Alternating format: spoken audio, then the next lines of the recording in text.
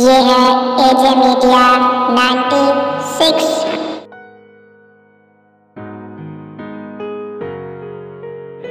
تاثرات بیان کرنے کے لیے ہمارے درمیان ایک معطر ادارے کے ذمہ دار موجود ہیں۔ اللہ تعالیٰ نے انہیں بھی ایک بڑے ادارے کی ذمہ داری دی ہے اور اس ادارے کا سمستی پور میں ایک بڑا نام ہے۔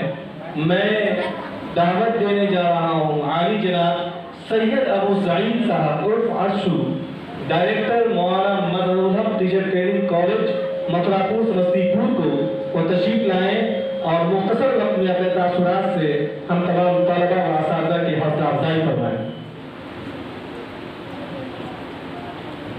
بہت بہت شکریہ۔ السلام علیکم ورحمۃ اللہ وبرکاتہ۔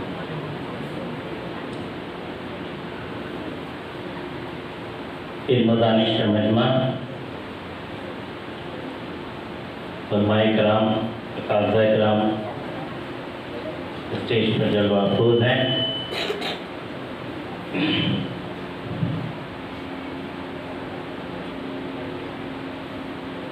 اپنی گفتگو شروع کرنے سے پہلے میں کچھ باتیں عرض کرنا چاہتا ہوں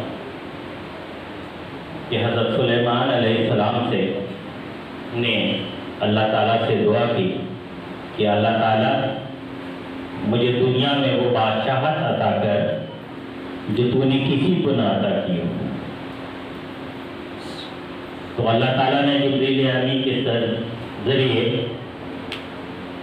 3 تحفے ان کے پاس بھیجے۔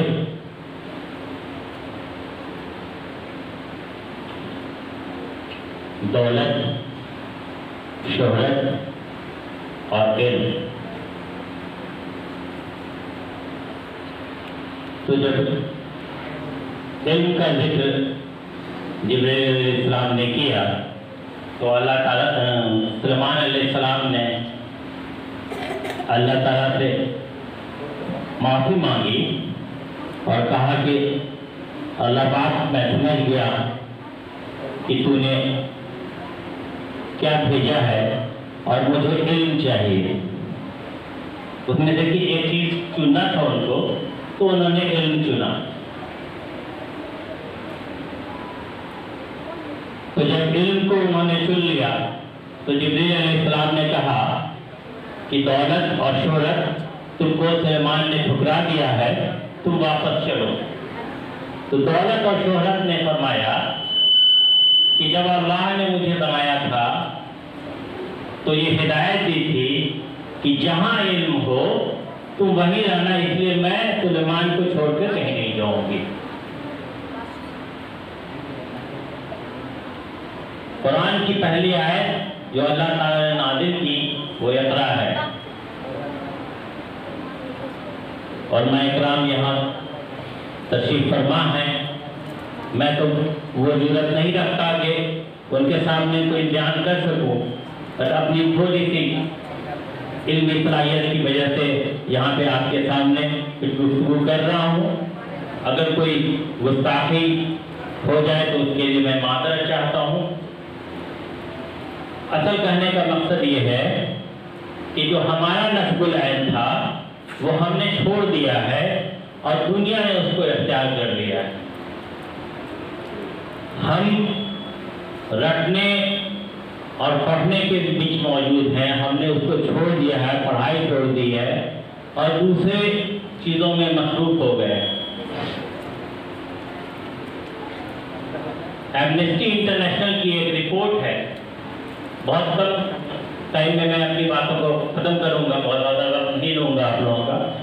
2-3 باتیں مجھے بتانا مقصود ہے تو اس کی تحمیل میں شروع کر رہا ہوں۔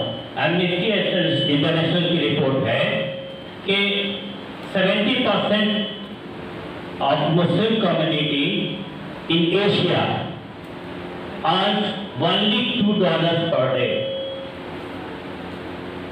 یہ رپورٹ ہے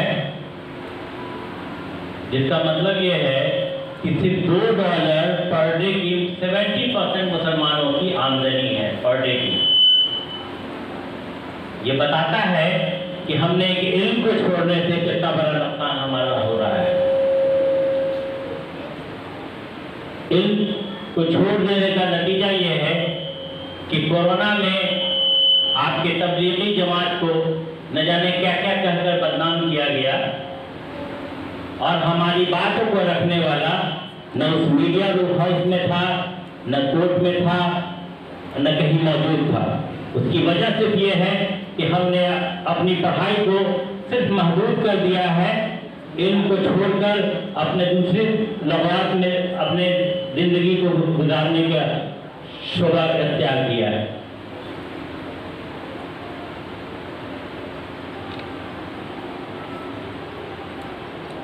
ایک بایولوجسٹ ہے،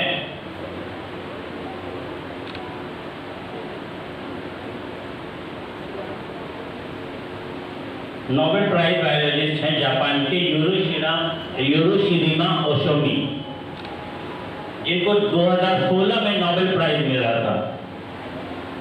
اس بات کے لیے ملا تھا کہ انہوں نے کہا تھا کہ ہم نے کینسر کی ایک دوا ایجاد کی ہے، کینسر کی ایک دوا ایجاد کی ہے۔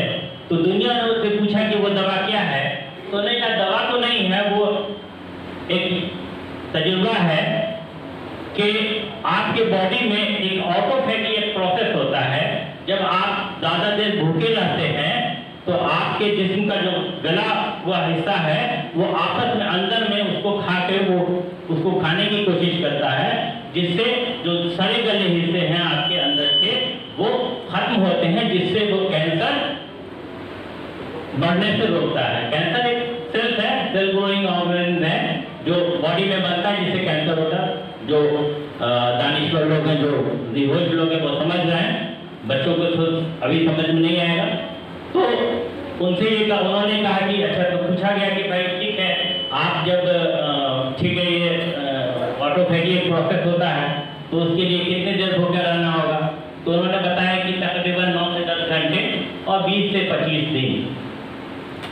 آج سمجھ میں آیا یا رسول اللہ صلی اللہ علیہ وسلم آپ نے مسلمانوں پر روزے کیوں فرض کیے؟ ہم نے تو روزہ اس لیے رکھا کہ اللہ کا حکم ہے، فرض ہے، اس کو کرنا ہے۔ محمد صلی اللہ علیہ وسلم نے بتایا ہے کہ روزہ فرض ہے، رکھنا ہے۔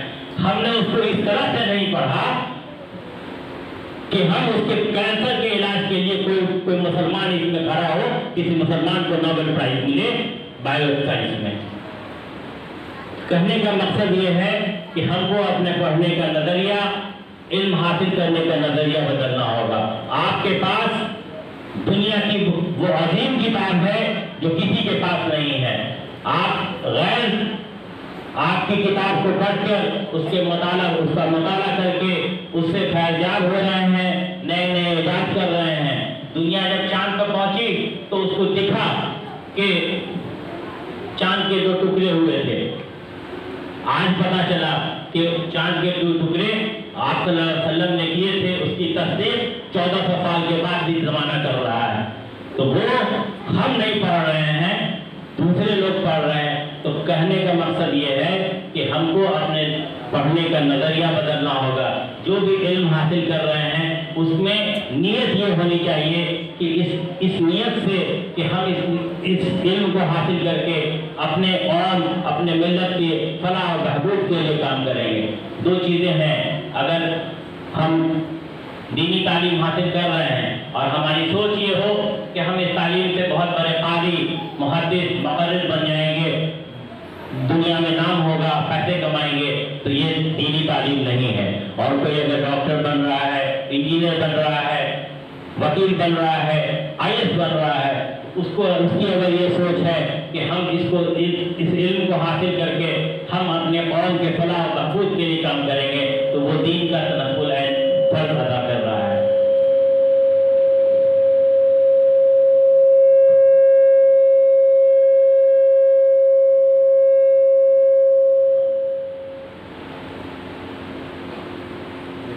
وقت کی کمی ہے، مختصر باتیں ہیں،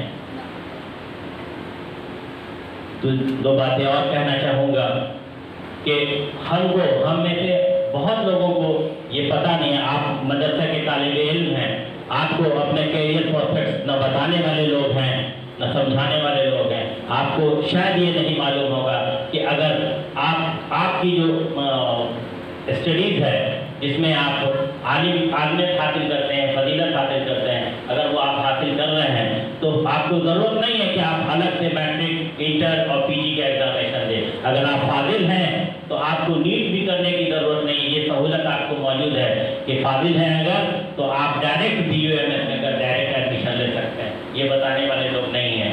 BUMS में डायरेक्ट एडमिशन जो अगर आप फाजिल करके जाते हैं तो आपका डायरेक्ट एडमिशन होगा, आपको नीट की ज़रूरत नहीं है, 1 साल ज़्यादा पढ़ना पड़ेगा। तो ये चीज़ें हैं, हमको ये समझना होगा कि हम प्रैक्टिकली इस दुनिया से हम कदम होने के लिए अपने जो दीनी तालीम है उसको भी हासिल करें और दुनियावी तालीम को भी नहीं छोड़ें। मैं डॉक्टर शाहिद साहब का बहुत दिल से शुक्रिया अदा करता हूँ, बहुत गहरी इज्जत रखता हूँ अपने दिल में कि उन्होंने बहुत सारा यहाँ पे कोशिश की है तालीम के फलाह और बहबूद के लिए, लेकिन सोशल इम्पैक्ट यहाँ पर हमारे यहाँ पर ऐसा है कि उन्होंने एक प्रोफेशनल कोर्स भी शुरू किया था जो मेरे नॉलेज में है। मौलाना मजहरुल हक अरबिक पर्शियन यूनिवर्सिटी का इदारा चला सेंटर यहाँ मिला हुआ था, बट वो बंद इसलिए हुआ कि हमारा सोशल रिफॉर्म नहीं था, यहाँ पर अवेयरनेस नहीं थी, लोगों का सपोर्ट नहीं मिला, लोगों ने ये अवेयरनेस नहीं थी कि हम मदरसे के साथ साथ हम इस तालीम को भी हासिल कर सकते हैं, इससे भी फैज़याब हो सकते हैं।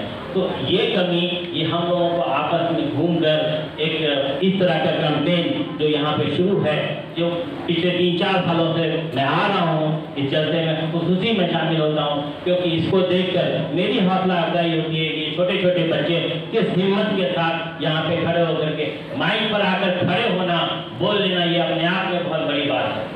बहुत सारे बड़े लोग जो माइक पर खड़े होते हैं तो वो कांप जाते हैं।